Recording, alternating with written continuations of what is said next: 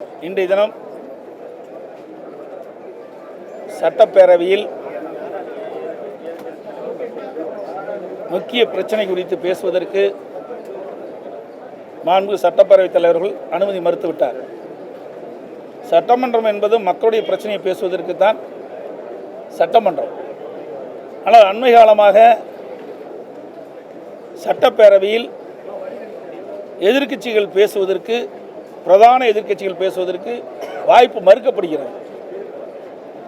அந்த வகையில் இன்றைய தினம் நடைபெறுகின்ற மானிய கோரிக்கையின் அடிப்படையில் தான் ஒரு பிரச்சனையை எழுப்ப நான் முயன்றேன். அது அரசுடைய கவனத்திற்கு கொண்டு சென்று அரசுடைய பதிலை எதிர்பார்த்து இந்த கருத்தை சொல்ல முற்படுகின்ற பொழுது எனக்கு அனுமதி கொடுக்க மறுத்துவிட்டார்கள். அதுவும் இதற்காக நான் அனுமதியே கொடுக்க முடியாது என்று திட்டவட்டமாக ஒரு சட்டப்பேரவைத் தலைவர் சொல்கிறார். எதிர்க்கட்சி தலைவருக்கு நாட்டு மக்களுடைய பிரச்சனைகளை பேசுவதற்கு முழு உரிமை உண்டு. இது சட்டமன்றத்துடைய மரபு, காலங்காலமாக கடைபிடிக்கக்கூடிய மரபு. அந்த அடிப்படையில் தான் மக்களுடைய பிரச்சனையை முன்வைப்பதற்குத்தான் நான் எழுந்து அனுமதி கேட்டேன். அனுமதி சட்டப்பேரவை கொடுக்க மறுத்துவிட்டார். அதிலே ஒரு மாதத்திற்கு முன்பு டாஸ்மாக் நிர்வாகத்தில் பல்வேறு வழக்குகளில் முதல் தகவல் அறிக்கை எஃப்ஐஆர் பதிவு செய்யப்பட்டது. இந்த நிலையில் அமலாக்கத்துறை டாஸ்மாக் தலைமை அலுவலகத்திலும் டாஸ்மாக் பிற அலுவலகங்களிலும் சோதனை மேற்கொண்டார்கள். அதோடு டாஸ்மாக் நிறுவனத்திற்கு சப்ளை செய்யும் மதுபான ஆலைகளிலும் சோதனை மேற்கொள்ளப்பட்டது. அமலாக்கத்துறை சோதனை செய்யப்பட்ட ஆவணங்களின் அடிப்படையில் பத்திரிகையிலே, ஊடகங்களிலும் செய்திகள் வெளியிட்டார்கள். இதை இதுவரை முதலமைச்சரோ அல்லது சம்பந்தப்பட்ட அமைச்சரோ இதற்கு எந்தவித ஒரு பதில் அறிக்கையும் வெளியிடப்படவில்லை. இதைத்தான் அரசுடைய கவனத்தில் கொண்டு வருவதற்கு நான் வாய்ப்பு கேட்டேன். இதில் என்ன தவறு இருக்கின்றது? இன்றைக்கு டாஸ்மாக் நிறுவனத்தில் 1000 கோடி ரூபாய் முறைகேடு நடைபெற்றதாக அமலாக்கத்துறை குறிப்பிட்டிருக்கின்றது. அது குறித்து இந்த அரசு முழுமையான விளக்கம் தெரிவிக்கப்படவில்லை. இன்றைக்கு இதை சார்ந்த மானிய கோரிக்கை தான் வருது. அப்பொழுதுதான் இந்த பிரச்சனையை எழுப்ப முடியும், அதற்கு தக்க விளக்கம் கிடைக்கும். அந்த அடிப்படையில் தான் இந்த பிரச்சனையை நான் சட்டமன்றத்திலே கொண்டு வந்தேன். அது பேசுறதுக்கு அனுமதி மறுக்கப்பட்டது மட்டும் இல்லை, இது குறித்து கண்டிப்பாக உறுதியாக நான் பேசுவதற்கு அனுமதி கொடுக்க மாட்டேன் என்று சட்டப்பேரவை சொல்கிறார். அப்படி என்றால் இந்த 1000 கோடி அமலாக்கத்துறை டாஸ்மாக் தலைமை அலுவலகத்திலும் நிர்வாகத்திலும் டாஸ்மாக் சப்ளை செய்யும் மதுபான ஆலைகளிலும் மேற்கொண்ட சோதனை அடிப்படையில் 1000 கோடி ரூபாய் முறைகேடு நடைபெற்றது நிரூபணமாகிறது. அப்படித்தான் பொருள். அதற்குண்டான பதிலை இவர்கள் தெரிவிக்கப்பட்டிருந்தால் மக்களுக்கு அனைவருக்கும் தெரிஞ்சிருக்கும். அதைத்தான் நான் இந்த அரசினுடைய கவனத்திற்கு கொண்டு வந்தேன். மறுத்துட்டாங்க. ஆகவே இந்த அரசு பொறுப்பேற்றதிலிருந்தே இந்த டாஸ்மாக் நிறுவனத்தில் பல்வேறு முறைகேடுகள் நடைபெற்று வருவதாக ஊடகத்திலும் பத்திரிகையிலும் அன்றாட செய்தி வந்து கொண்டே தான் இருந்தது. இன்றைக்கு டாஸ்மாக் நிறுவனத்துக்கு உட்பட்ட மதுபான விற்பனை கடைகளில் ஒரு பாட்டிலுக்கு 10 ரூபா வாங்கிட்டு இருந்தாங்க. ஒரு நாளைக்கு 1.5 கோடி பாட்டில் விற்குது. அப்படின்னா ஒரு நாளைக்கு 15 கோடி ரூபாய் இந்த அரசு மதுபான கடையின் மூலமாக ஊழல் செய்து இன்றைக்கு பல்வேறு தரப்புக்கு போயிருக்கு இந்த பணம். ஒரு நாளைக்கு 1.5 கோடி ரூபாய்னா 1.5 கோடி பாட்டிலுக்கு 10 ரூபாய்னா 15 கோடி ரூபாய் ஆச்சு. 30 நாளைக்கு 450 கோடி ஆகுது. 12 மாதத்துக்கு கிட்டத்தட்ட 5000, ஒரு 12 மாதத்திற்கு ஒரு வருடத்திற்கு 5400 கோடி இந்த மதுக்கடை விற்பனை மூலமாக, இந்த ஒரு பாட்டிலுக்கு 10 ரூபா வசூல் செய்வது மூலமாக இந்த ஆட்சியில் 5400 கோடி ஊழல் புரிந்திருக்கிறதாக தெரிய வருகிறது. ஊடகத்திலையும் பத்திரிகையிலும் இதெல்லாம் வெளிச்சம் போட்டு காட்டினீங்க.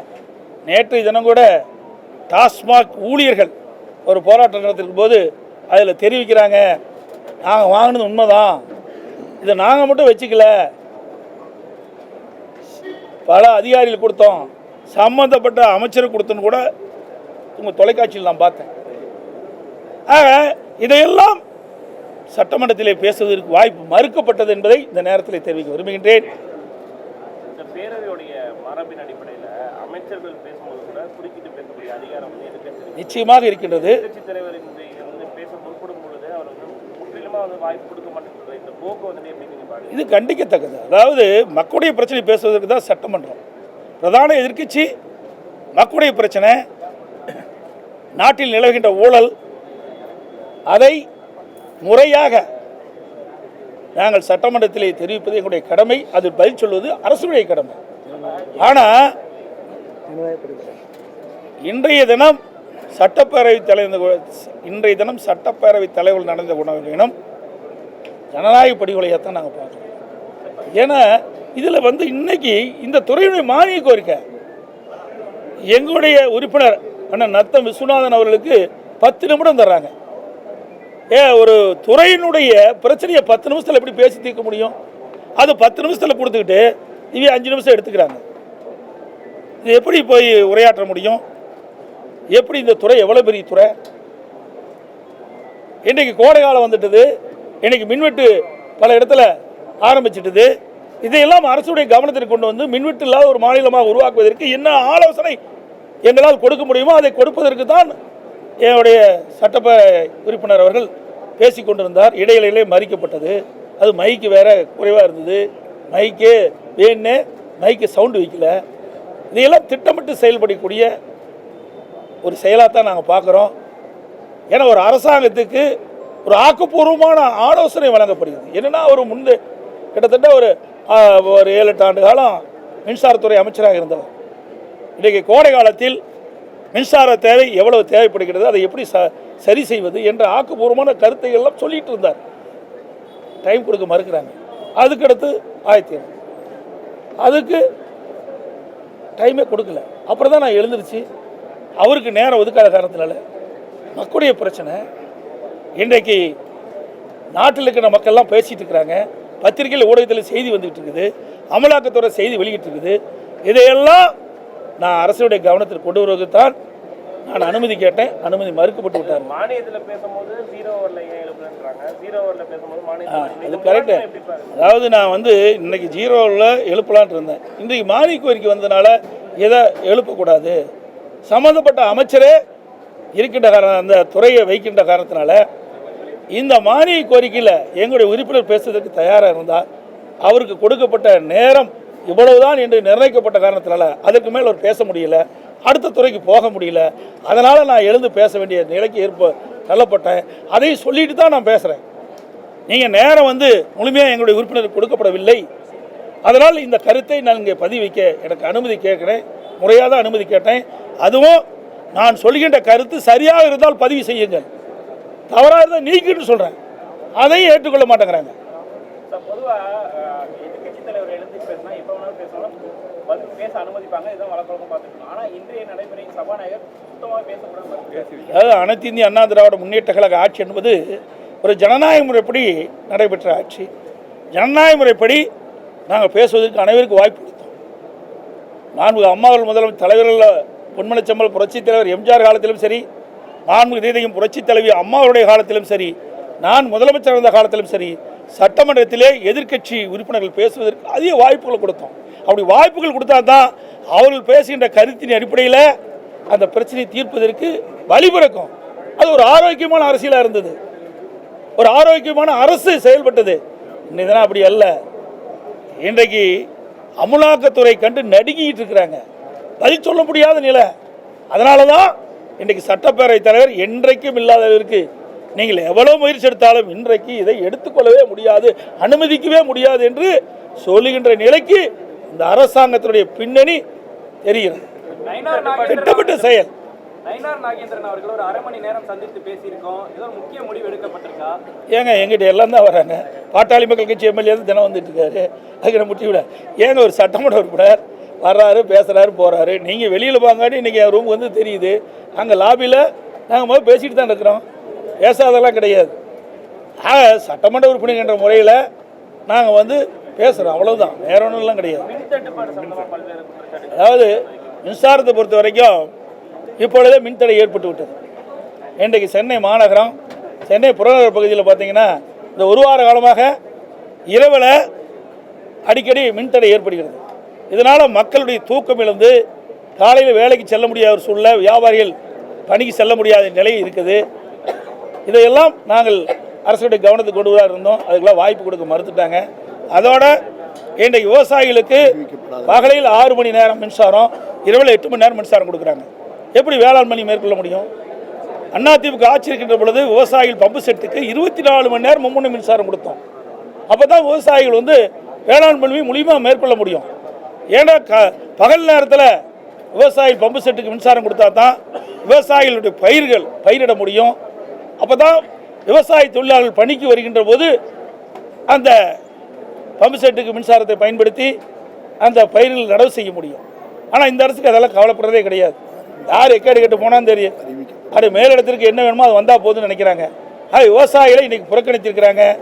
அதோடு இன்றைக்கு மக்களுக்கு குடிநீர் வழங்கக்கூடிய தமிழ்நாடு குடிநீர் வடிகால் வாரியத்துடைய மின் மோட்டாருக்கெல்லாம் இந்த தடை அடிக்கடி ஏற்படுவதால் முழுமையாக குடிநீர் வழங்க முடியாத சூழ்நிலை, குடிநீர் தட்டுப்பாடு ஏற்படுகிறது. இன்றைக்கு தமிழ்நாடு குடிநீர் வடிகால் வாரியத்திற்கு மின் மோட்டாருக்கு தடையெல்லாம் மின்சாரம் கொடுத்தா தான் இந்த கோடை காலத்தில் முழுமையாக குடிநீர் தட்டுப்பாடெல்லாம் வழங்க முடியும். அதையெல்லாம் நாங்கள் கொண்டு வராங்க. எதுக்குமே அனுமதி கொடுக்க மறுத்துட்டாங்களே. மின் கட்டண உயர்வு தொடர்பாக ஏதோ பேச முற்பட்டார் முன்னாள் அமைச்சர், என்னங்க பேச முற்பட்டாங்க தடுத்தாங்க? அதாவது இந்த அரசு ஏற்பட்ட பிறகு சுமார் 52% மின் கட்டணத்தை உயர்த்திட்டாங்க. ஆண்டுக்கு 6% மின் கட்டணம் உயர்த்துன்னு சொன்னாங்க. உயர்த்தின பிறகு 3 ஆண்டில் 18% மின் உயர்த்திட்டாங்க. இப்போ 52, 18, 70% மின் கட்டணம் உயர்ந்து போச்சு. அதோட நீங்கள் பார்த்தீங்கன்னா பீக் ஹவர்னு வச்சுருக்கிறாங்க. பீக் ஹவரில் அதிக மின் கட்டணம் சொல்கிறாங்க. தொழிற்சாலைக்கு பயன்படுத்துகின்ற மின் கட்டணத்தையும் உயர்த்திட்டாங்க. இதனால் தமிழ்நாட்டுக்கு வருகின்ற தொழிற்சாலையெல்லாம் அண்டை மாநிலத்துக்கு போயிட்டு இருக்குது. இதெல்லாம் பேசுவதற்கு எண்ணித்தான் இந்த அரசு மீது எந்த குறையும் சொல்லக்கூடாது. குறை சொல்ல முற்பட்டால் உடனே மைக்கை துண்டிச்சிருவாங்க, பேசுவதற்கு அனுமதி கொடுக்க மாட்டாங்க. இதை திட்டமிட்டு இந்த அரசாங்கம் சட்டப்பேரவை தலைவர் மூலமாக எங்களை பேச அனுமதி மறுக்கப்பட்டு நாங்கள் வெளிநடப்பு தான் செய்யணும். அதை எதிர்பார்த்து தான் இந்த செயலை செய்திருப்போம் என்று நாங்கள் எண்ணுகிறோம். சார், மாதம் ஒரு முறை மின் கணக்கீடு செய்யப்படும் அப்படின்லாம் கூட தேர்தல் அறிக்கையில் கொடுத்துருந்தாங்க. இப்போ கடைசி சரியான கேள்வி. 2021 சட்டமன்ற பொதுத் தேர்தலும் போது திராவிட முன்னேற்ற கழக தேர்தல் அறிக்கையில் குறிப்பிட்டிருந்தாங்க, திராவிட முன்னேற்ற கழகம் ஆட்சிக்கு வந்தால் மாதம் ஒரு முறை கணக்கீடு செய்யப்படும் என்று. ஆனால் ஆட்சிக்கு வந்து 4 வருஷம் ஆச்சு, 5ஆவது வருஷம் வரப்போகுது, இது வரைக்கும் நிறைவேற்றலை. இது மக்களும் கேட்குறாங்க, ஊடக நண்பர்களும் பத்திரிகை நண்பர்களும் கேட்டுட்டு தான் இருக்கிறீங்க. பிரதான எதிர்க்கட்சி நண்பர்களும் நாங்களும் சட்டமன்றத்தில் கேட்டுட்டு இருக்கிறோம். ஆனால் இந்த விடியா ஆட்சியில் நக்குடைய பிரச்சனையை அவர் பொருட்படுத்துதில்லை. 2021 தேர்தல் அறிக்கை மக்களை ஏமாற்றி ஆட்சி வருவதற்காக வெளியிடப்பட்ட அறிக்கை என்பதுதான் இதிலிருந்து தெரிய வருகிறது.